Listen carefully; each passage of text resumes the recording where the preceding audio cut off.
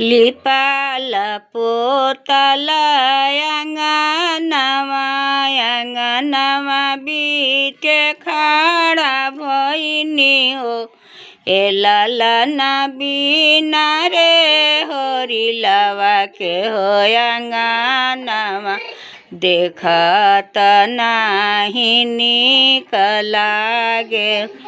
ए ललना बिना रे होरिलवा के हो आँगनमा देखत नाही नीक लागे।